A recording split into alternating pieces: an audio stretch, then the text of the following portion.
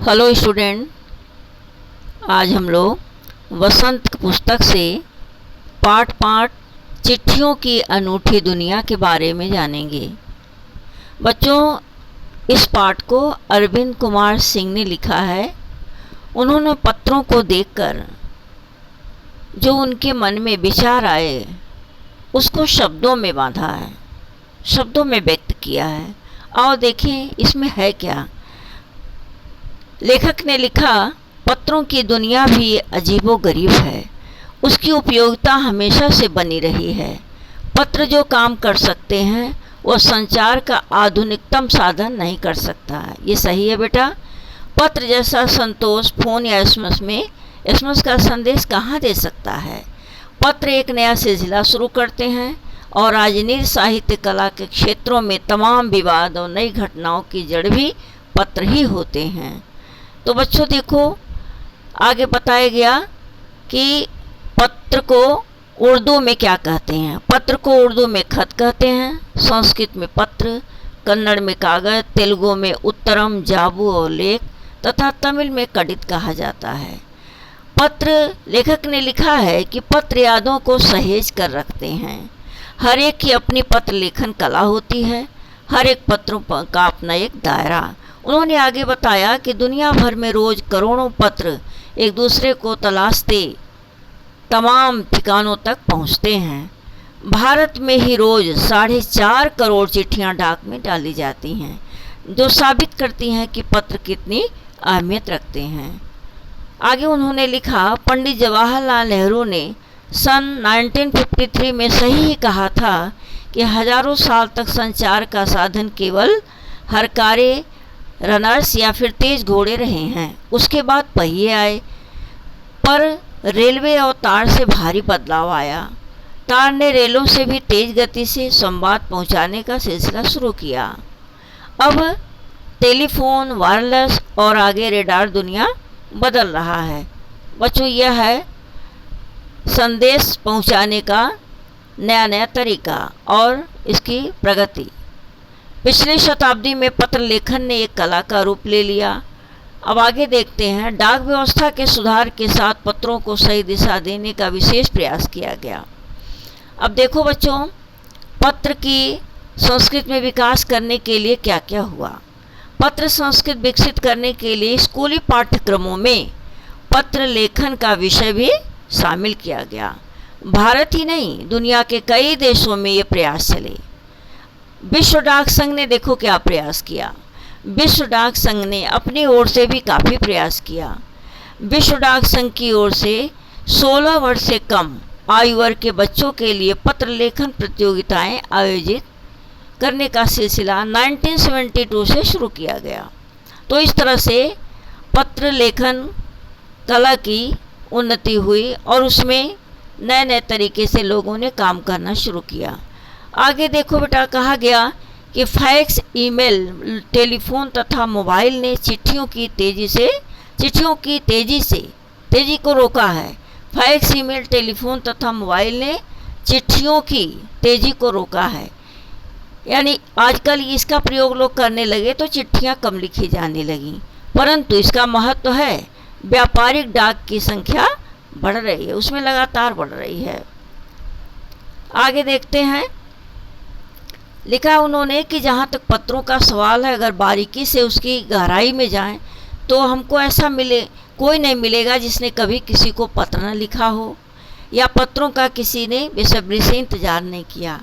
लेखक ने लिखा, हमारे सैनिक तो पत्रों का जिस उत्सुकता से इंतजार करते हैं उसकी कोई मिसाल नहीं है। ठीक है।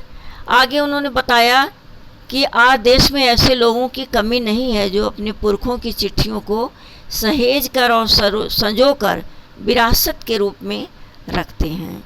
जैसे उन्होंने आगे बताया कि अगर आज जैसे संचार साधन होते तो पंडित नेहरू अपनी पुत्री इंदिरा गांधी को फ़ोन करते, तब पिता के पत्र पुत्री के नाम नहीं लिखे जाते।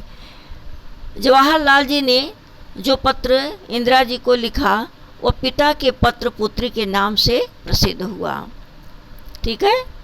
और उन्होंने जो पत्र लिखा तो देश के करोड़ों लोगों को प्रेरणा देते हैं। उसमें ऐसी बातें लिखी गई हैं जिसे पढ़ने के बाद लोगों को प्रेरणा मिलती है।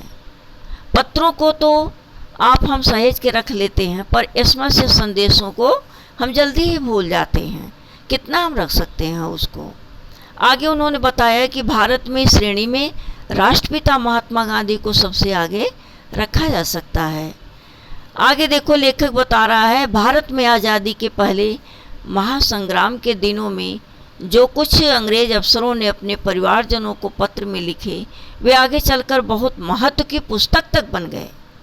ठीक है, जो अंग्रेज अफसरों ने जब आज़ादी का स्वतंत्रता प्राप्त करने का वो संग्राम छिड़ा था आज़ादी से पहले का, तो अंग्रेज अफसरों ने उसके बारे में जो अपने परिवार के लोगों को पत्र लिखा, उन्होंने लिखा कि भारतीय तो आज़ादी के लिए इतना जोश और उमंग के साथ जुट गए हैं, तो उसकी एक किताब बन गई। इतना अच्छा लिखा था उन्होंने। इन पत्रों ने साबित किया कि यह संग्राम कितनी ज़मीनी मजबूती लिए हुए था। आगे देखो बच्चों, महात्मा गांधी के पास दुनिया भर से तमाम पत्र केवल महात्मा गांधी इंडिया लिखे आते थे और वे जहाँ भी रहते थे वहाँ तक पहुँच जाते थे। ठीक है, गांधी जी के पास देश दुनिया से बड़ी संख्या में पत्र पहुँचते थे।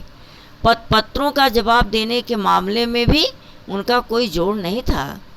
उनके बारे में लिखा है लेखक ने कि जैसे ही उनको पत्र मिलता था वे उसका जवाब भी लिख देते थे। अपने हाथों से ही ज़्यादातर पत्रों का जवाब लिखते।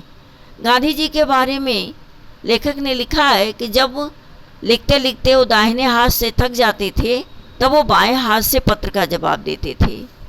महात्मा गांधी ही नहीं, आंदोलन के तमाम नायकों के पत्र गांव-गांव में मिल जाते हैं।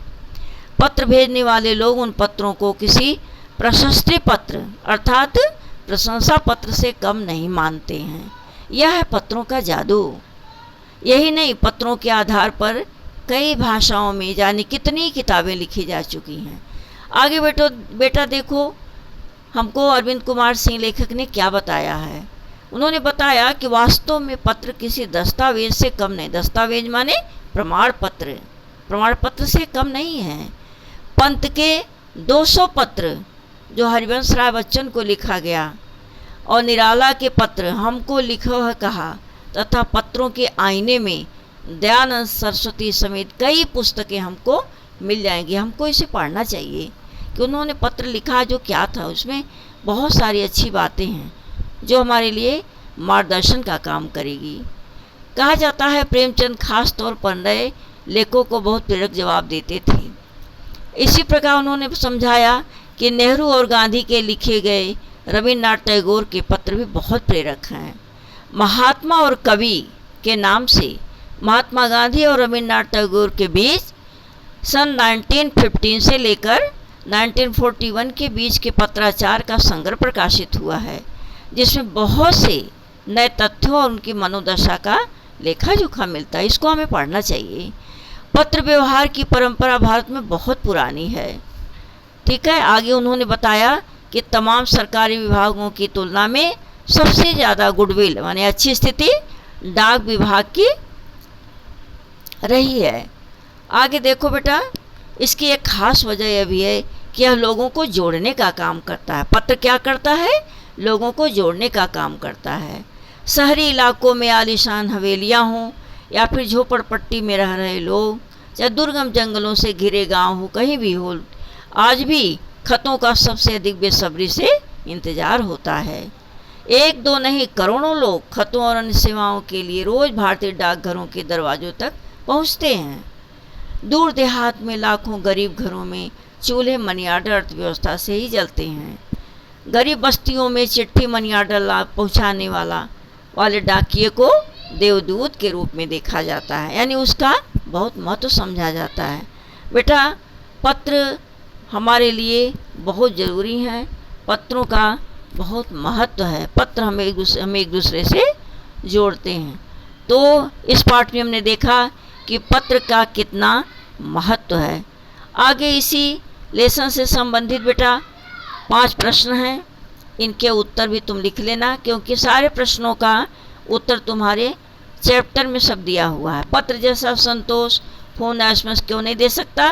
क्योंकि पत्र हाथों से लिखे होते हैं और इनको रखा जा सकता है। एसएमएस की एक सीमा होती है, वो कभी न कभी मिट जाता है। दूसरे का भी उत्तर तुम्हारी बुक में दिया है। पत्र को खत, कागज, उत्तरम, जाबू, लेख, चिट्ठी इत्यादि कहा जाता है। इन शब्दों से संबंधित भाषाओं के नाम लिखो। तीसरा प्रश्न है, पत्र लेखन की कला के विकास के लिए क्या क्या प्रयास हुए? ये तुम्हारे पाठ में दिया है बेटा, इसको देखना और लिखना। चौथा प्रश्न है, पत्र धरोहर हो सकते हैं लेकिन एसएमएस क्यों नहीं? तर्क सहित अपना विचार लिखिए, इसको समझ के लिख लेना। क्या चिट्ठियों की जगह कभी फैक्स, ईमेल, टेलीफोन तथा मोबाइल ले सकते हैं? कभी नहीं ले सकते, ये स्पष्ट है, क्योंकि चिट्ठियों का अलग स्थान है और सबका अलग स्थान है। ठीक है बच्चों, तो आज तुमने देखा कि पत्र के बारे में अरविंद कुमार सिंह ने कितनी अच्छी बात हमको बताई और किसने किसको पत्र लिखा इसकी भी जानकारी दी। बच्चों, इस पाठ से संबंधित कुछ शब्दार्थ हैं, उसको भी अपनी कॉपी में कर लेना। अजीबो गरीब, अनोखा, एसएमएस, लघु संदेश सेवा, सिलसिला, आरंभ होना इत्यादि है। ठीक है, ये पूरा शब्दार्थ भी अपनी कॉपी में करना। Thank you student.